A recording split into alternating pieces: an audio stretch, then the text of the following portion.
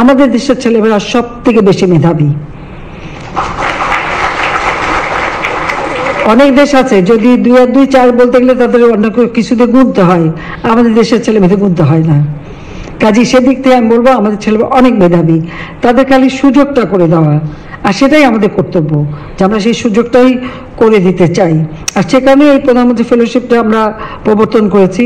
তবে এখানে আমি একটা কথা বলি, যেটা আমি মাত্র বসে বসে এখানে হিসাবও করলাম। আমি 96 সালে সরকারে সেই ফেলোশিপ দিয়েছিলাম, যেটা আমি আগে বললাম যে মাঝামাঝি পথায় যখনই বিএনপি ক্ষমতা আসলো, খালেদা জিয়া এসে সেটা বন্ধ করে দিল, অনেকে বিপদে পড়লো। মানুষ তো আর চিরদিন বেঁচে থাকে না। হ্যাঁ, পরপর 4 বার ক্ষমতা এসেছি, অনেক কাজ করার সুযোগ পাচ্ছি, মানুষের জীবন মান উন্নত করতে পেরেছি।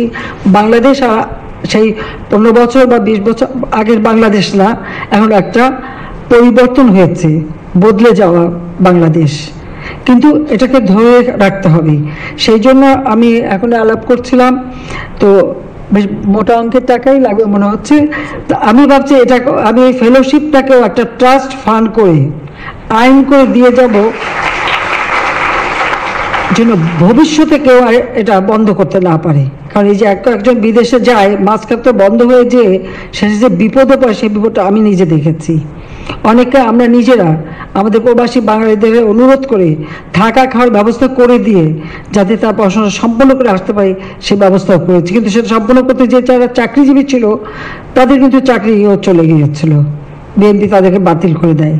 তো সেই জন্য এবার আমি সিদ্ধান্ত নিয়েছি যে আমরা যাই এখন দেবো একটা ট্রাস্ট ফান্ড করে দেবো, যে পট করে কেউ যেন আর বন্ধ করতে না পারি। তবে এখন আমরা যে স্কলারশিপটা দিচ্ছি, এবার যেটা দিলাম, এটা আমাদের যদি চালু রাখতে হয় তাহলে 5,000 কোটি টাকার একটা ফান্ড লাগে। Thanks for watching this video.